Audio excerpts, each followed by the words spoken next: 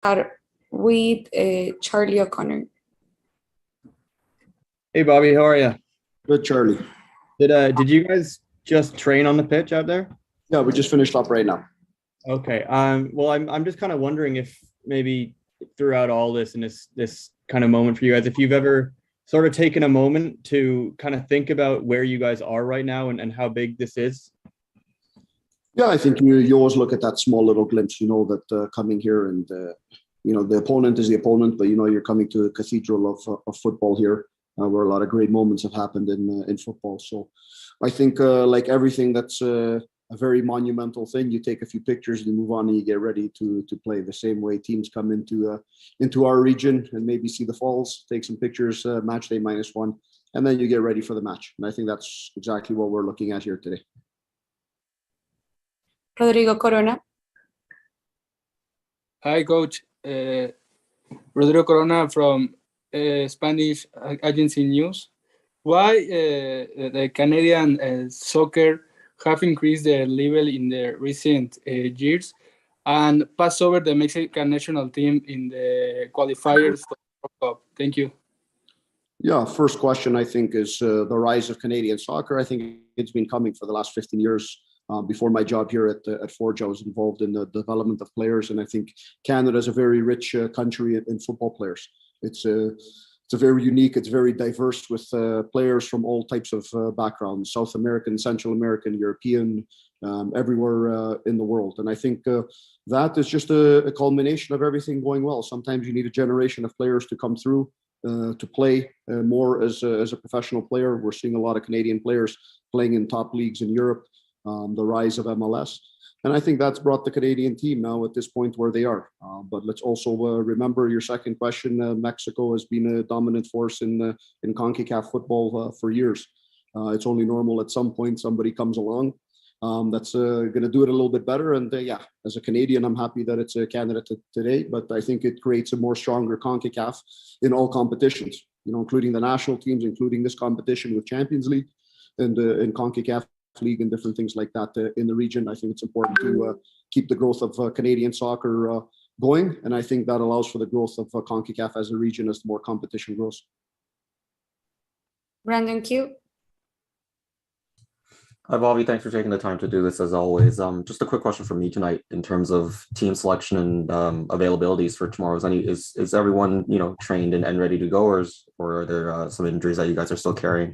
Yeah, we're with the same group that we've had from the first game, from the first leg. So all of those players are available to us. A couple of guys I think are a little bit more healthy than they were in that first game. Alessandro, played limited time in that first game, coming back from injuries, and a few other guys that were knocked up a little bit from the preseason that we've been having. But we're happy that the guys that we have right now are fully healthy and ready for this match. Steve Milton. Hey, Bobby. What about the environmental conditions for you? Heat and elevation. What have you noticed so far? You just come off the pitch. What have you noticed with your players? From the weather and the heat, snow heat. It's beautiful weather down here. 25, 26 degrees, cool on the field. Oh, the altitude is the altitude. I think that gives an advantage to every team that plays in it and is used to it. The same way in Hamilton, we have the advantage a little bit of that wind when it swirls some nights or the cold in February. So those are the things you got to look at, and then you have to see how you counteract that with your tactics on the field, and how you try and control tempo a little bit more, because coming here, and preparing for a day to play at altitude is always a difficult thing. So we have to make sure we get our tactics right on the field in order to counteract those elements that we really can't control. Any other questions for Coach? Okay, Coach, thank you so much. With this, we'll conclude the first part of the press conference. We'll invite player Don Samuel. Thank you, everyone. Recording stopped.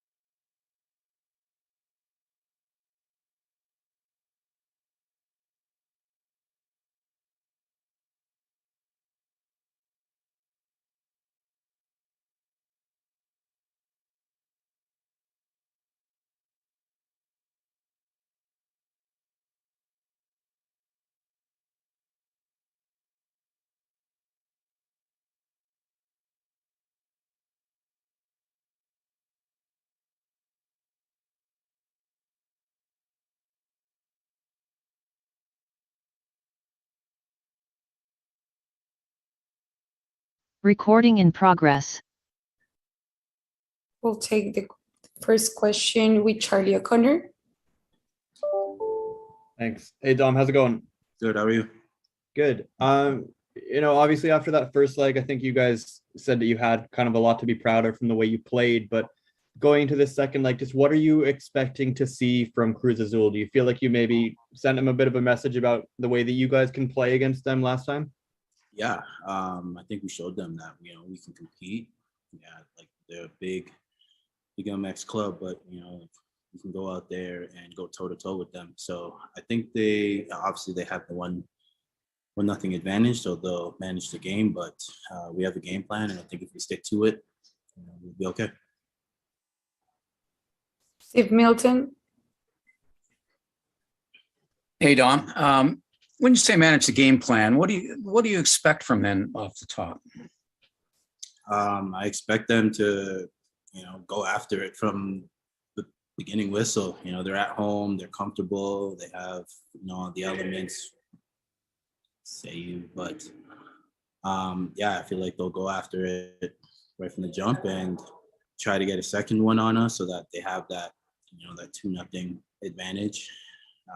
Just kind of put us on the back foot. But I feel like if we, like I said, stick to our game plan and manage the game and take it minute by minute, get a goal, and then get another one. And yeah. Brandon Q. Hey, Dom, but sort of similar question for me, compared to the last one from Steve there. Just, going to this leg, with the 1-0 deficit and knowing that, these teams usually come on a lot stronger, in their place at their home. Just what goes into preparation for this one in terms of being prepared for that, team to come at you?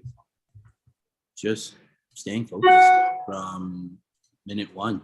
You go in there and you know what to expect. So you just have to, like I said, manage the game, manage what you can and cannot do. And yeah. Any other questions for Dom? Steve Milton. Yeah, Dom, can you describe it? I mean, we hear about it. I think I've never been there, but can you just describe what Azteca's like? And do you have to sort of get that elephant in the room out of the way with, sort of like dealing with sort of its reputation? Yeah, it's amazing. It's an incredible stadium. And I think we, as a team, kind of got those jitters out of the way today. Training on the pitch, being on the grass, being in the stadium, the atmosphere. So obviously it'll be a little different with, their home fans and a whole bunch of people and that kind of atmosphere. But like I said, this place is amazing and it's an honor to be able to play here. It's kind of a once-in-a-lifetime opportunity that we get to participate in, and it's incredible. We'll take one last question with Charlie O'Connor. Thanks. Hey, Dom, just similar to kind of where you guys are at the moment, what's it like training and obviously playing at altitude, especially being, a team that maybe isn't at full match fitness at the moment? It's a little tough, but for me, like, you can't let something like that stop us from doing what we need to do. So you just kind of prepare for it off the field, hydrate, and just kind of take deep breaths in and just kind of figure it out as we go along. Dom, thank you so much. And thank you to all media members. This video will be available at the Concacaf Media Center.